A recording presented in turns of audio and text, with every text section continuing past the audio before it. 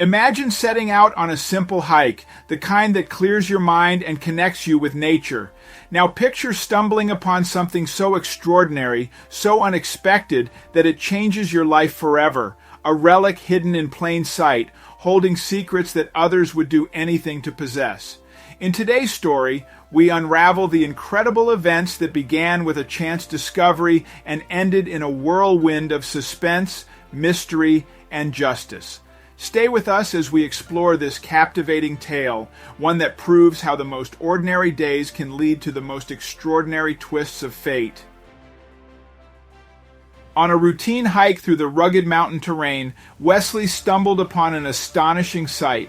An old camouflage tank, a forgotten relic of war enveloped by nature's embrace.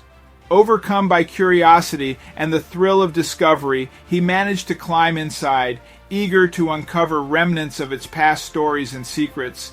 But what he discovered inside led to his immediate arrest. Wesley couldn't believe this was happening to him. He was innocent, for God's sake. He had tried to tell the officers, but they already had their judgment ready.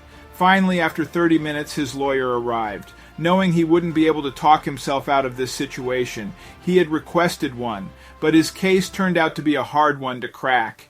The police had been looking for whatever Wesley found inside for a long time, and now that they had it in their hands, they wouldn't let go easily. But what did Wesley find inside the tank? Why were the police so eager to arrest him, and would he be freed? Before we start, smash the like button, make sure to subscribe if you haven't, and hit that notification bell so that you won't miss any new stories. When Wesley began his hike, he never expected to end up at the police station. He would often explore a new part of the forest close to his home, but this time he stumbled upon something he never in his wildest dreams imagined he would find. At first, he thought it was a random pipe sticking out of the muddy mountain wall. Little did he know, it was something entirely different.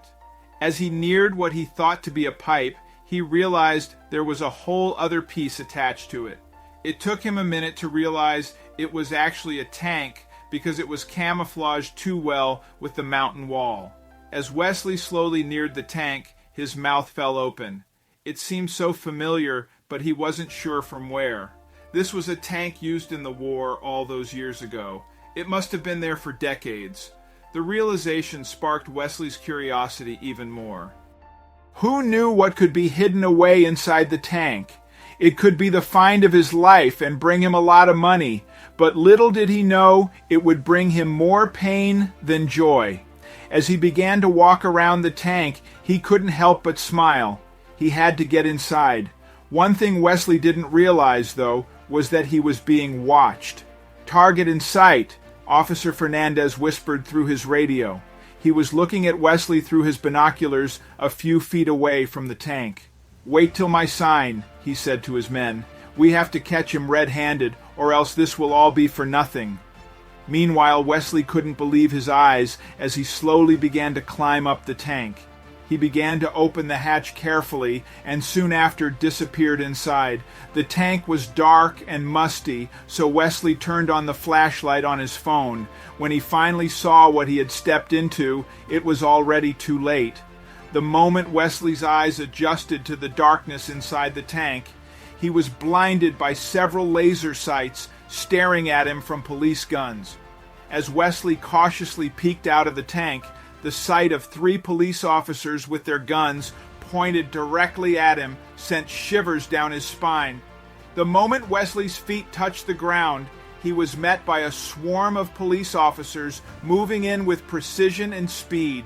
The swift clasp of handcuffs around his wrists felt surreal, as if he was detached from the reality unfolding around him. Wesley was swiftly escorted into the back of a police car, his mind racing with unanswered questions. As Wesley watched, baffled and cuffed, a team of CSI experts swarmed the tank. They were all business, dusting for prints and collecting samples, completely ignoring Wesley's protests of innocence. The drive to the police station felt like the longest ride of Wesley's life. Pulling up to the station, Wesley felt a mix of relief and dread. Maybe now he'd get some answers, but the silent cop just led him inside, indifferent to Wesley's confusion and fear. Inside, Wesley was taken to an interrogation room, a stark, cold space that did nothing to ease his anxiety. The silence continued as he waited for anyone to come in and start asking questions. Finally, a detective entered, but Wesley's attempts to explain fell on deaf ears. It was like talking to a brick wall. He explained over and over that he was just hiking, that the discovery was accidental, but the detective's expression never changed, as if Wesley's words were just noise. As he sat in the back of the police car, the sequence of events played back in his mind like a movie, each detail making him more suspicious.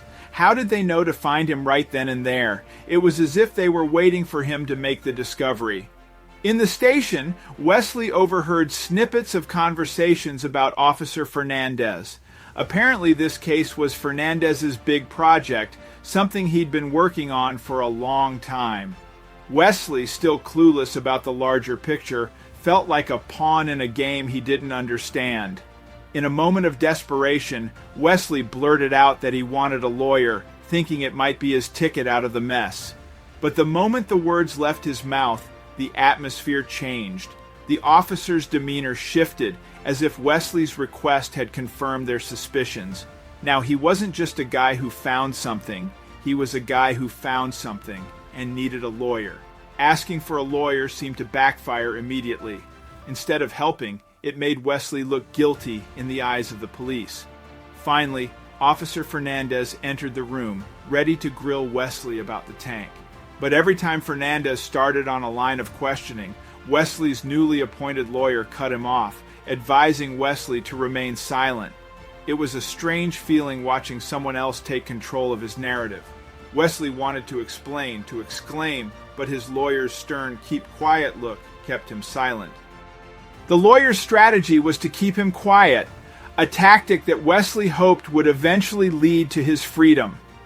Out of the blue, Fernandez slammed a metal box onto the table with a loud clang, breaking the tense silence. He pushed it toward Wesley, demanding he open it.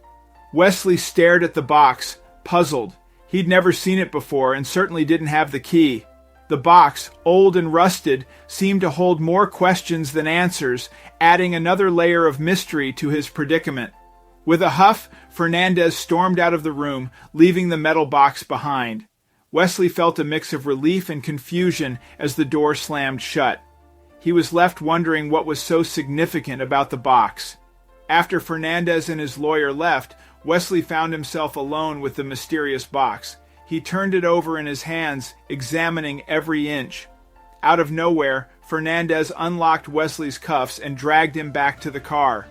Wesley, confused and anxious, tried to ask where they were going, but Fernandez stayed silent. The drive was silent, but charged with an unspoken fury emanating from Fernandez. He gripped the steering wheel tightly, his knuckles white, as if struggling to contain a storm within him. They arrived back at the tank, now bathed in the harsh glow of forensic lights, making the scene look surreal. Fernandez practically threw Wesley out of the car and onto the ground under the bright forensic lights. Fernandez was all business, pressing Wesley to find the key to the mysterious metal box. Wesley felt like he was in a bad dream. With the spotlight on him and the pressure mounting, Fernandez's impatience was palpable, his expectations clear.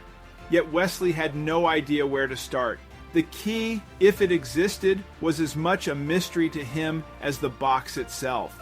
Wesley scrambled to search under Fernandez's watchful eye, trying to make sense of the demand for the key. He felt the weight of the situation as he searched for a key he knew nothing about. With Fernandez's patience wearing thin, it was a strange, intense treasure hunt with his freedom hanging in the balance. Every corner of the tank he checked, and every minute that passed seemed to push his chances of getting out of this mess further away. While Wesley dug through the tank, it dawned on him that he was sifting through a treasure trove of history. Yet the police were interested in only one thing. The irony wasn't lost on him. The past mysteries and stories were secondary to the present dilemma. His discovery had the potential to be monumental, but all that mattered now was the elusive key. As Wesley uncovered various artifacts within the tank, his amazement grew. Each item told a story, hinting at the tank's rich past. However, the pressing need to find the key overshadowed his wonder. Just when Wesley felt his energy waning, voices from outside the tank momentarily halted their frantic search. Wesley and Fernandez suddenly stopped their frantic search as they realized others were approaching. They quickly hid, hearts pounding, understanding the gravity of being caught in their clandestine hunt. Peering from their hiding spot, Wesley and Fernandez watched two sketchy figures in hoodies slip into the tank. One of the hoodie-clad figures pulled out a key, laughing at the supposed incompetence of the police. Wesley and Fernandez exchanged a glance, the importance of the key instantly understood. As the two intruders talked, they unknowingly revealed more about the mysterious box in their stash. Wesley and Fernandez listened intently, absorbing every word. The irony wasn't lost on Wesley. He had been a prime suspect, and now he held the key to unraveling the case. Without warning, Fernandez leapt into action, his gun drawn and aimed at the unsuspecting thieves. Wesley, caught up in the moment, lunged forward, managing to trip them up. It was a chaotic scramble, but Fernandez's training kicked in, and within moments, the would-be criminals were on the ground, subdued. With the thieves quickly cuffed and under control, Fernandez and Wesley escorted them back to the police car. The ride to the station was a mix of adrenaline and relief for Wesley. Back at the station, the anticipation was palpable as they prepared to open the mysterious box. With a click, the lid swung open, revealing a diamond necklace of incredible beauty and apparent value. Wesley watched, amazed as the officers examined the piece, its significance immediately clear. It was a historic find, stolen and hidden away by the very thieves they had just apprehended. Investigation revealed the necklace to be a high-profile item, stolen from a wealthy family, making the discovery even more significant. The tank, an unlikely hiding spot, had been chosen by the thieves to stash their loot. Wesley watched as the pieces of the puzzle fell into place, the story unfolding like a detective novel with the tank and its contents at the center. With the real criminals caught and the stolen necklace recovered, Wesley found himself suddenly in the clear. The accusations and suspicions that had clouded his day vanished, replaced by a sense of achievement. His unexpected role in solving the case turned him into an overnight hero, a status he'd never aspired to, but now held. Under the pressure of capture, the thieves couldn't keep their secret any longer. They confessed to the heist, detailing how they'd stashed the stolen goods in the tank. This confession was the key that unlocked Wesley's innocence, clearing his name completely. Wesley's unexpected involvement in solving the case didn't go unnoticed. To his surprise, he was awarded a medal for his accidental heroics. The ceremony, small but significant, marked his transition from a suspect to a celebrated helper. Wesley, who had started his day as just another hiker, found himself honored for contributions he never intended to make. The tank, once abandoned and forgotten in the mountain, was given a new lease on life. Hauled from its hidden spot, it was carefully restored and eventually placed in a war museum. This transformation gave the tank a place of honor, allowing it to tell its story and the stories of those who served in it. It became a tangible piece of history, appreciated by those looking to connect with the past. Wesley made it a point to visit the museum, standing in front of the tank that had so dramatically changed his life. It stood as a reminder of his incredible journey from an innocent hiker to an accidental hero. The museum visit was bittersweet, a mix of nostalgia for the adventure and gratitude for the outcome. It was a moment of reflection on how unpredictable life can be and how ordinary moments can lead to extraordinary stories.